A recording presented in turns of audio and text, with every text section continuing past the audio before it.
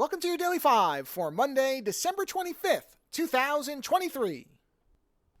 I don't read a lot of books about the background of different films. I have read a few here and there, but the one that was always the gold standard for me, the one that I still have and I still revisit from time to time, is the Blade Runner memoir, or I shouldn't say memoir, oral history, I guess? Well, no, it's not really an oral history. That book is more of kind of just a researched background book. But anyway, it's called Future Noir, and it's about the making of Blade Runner. It's been revised, I think, at least twice. That's one of the reasons I like to go back to it, because it does tend to get revised from time to time. But it's just an excellent book if you've never read it. And up until now, that has been the one that has really stood for me anyway. And again, I don't read a ton of them, but I've read a few here and there. And the other ones have been fine, but they're somewhat forgettable. So Future Noir has always stuck out to me. But now I have a second book that I think is equally as good, if you're into the subject matter, of course. And that is the newly released A Masterpiece. Well, it's titled. I don't want to make it like I'm doing a run-on sentence. A newly released oral history titled A Masterpiece in Disarray, an oral history of David Lynch's Dune.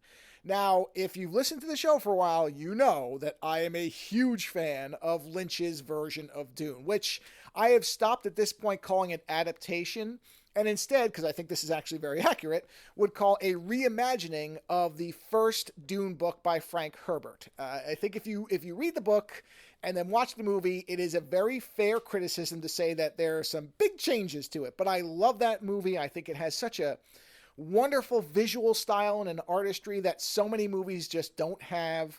It is in many ways a mess for the normal viewer, but I enjoy it. I watch it pretty often. I'd say I watch it 4 or 5 times a year because there's just nothing else quite like it. It is a science fiction operatic epic unlike many others. I can't really think of too many films that have the same vibe, I guess, to use a hip term, the same feeling, the same atmosphere, the same effect on me as a viewer as Dune does, even though I acknowledge that it is absolutely not a one-to-one adaptation of the book. And I think that's what hangs most people up who are fans of the book. They're not incorrect.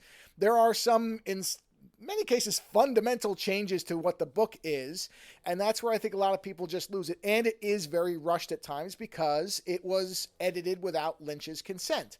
And so he has long kind of disavowed the movie, especially the TV edit or the longer cut, the extended edition of it.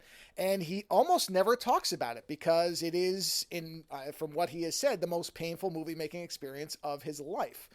This book is a fantastic overview of everything from the initial attempts to make the movie, the making of it with Lynch involved, and then some of the stuff that came after it, meaning the miniseries and the new movie. So it really covers everything. The author's name is Max Every. I think this person is a film, either like an interviewer or a film journalist of some kind. I didn't read much background on Max Every himself, but I mean, it is a stellar book.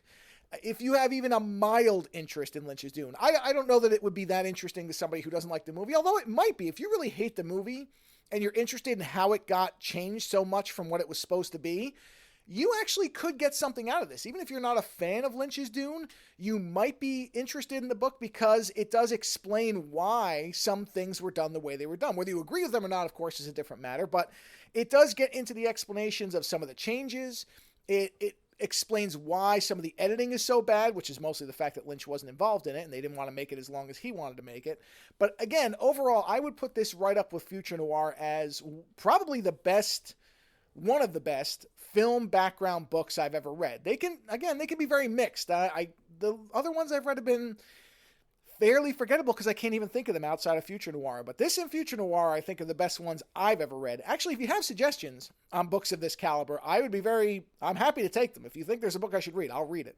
But again, these two really stand, to me, head and shoulders above most others. And I think again, I would be interested in somebody who actually hates Lynch's Dune to read this and see if their opinion, I wouldn't say it would make them into somebody who would watch the movie, but it might soften their hatred towards it once you understand the amount of compromises that were really forced upon this movie.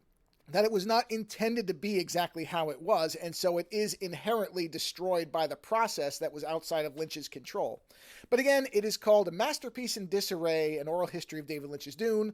Author is Max Every, and if you like Dune at all, you will probably love this book. Later.